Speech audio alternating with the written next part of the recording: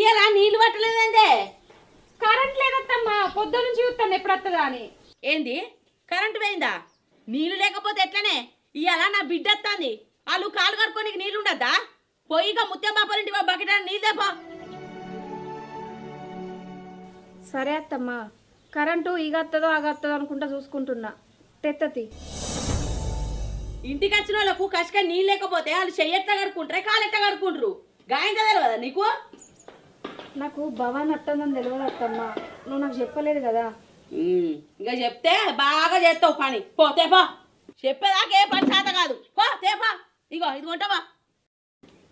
చెప్పకనే చిన్నవే పిల్ల.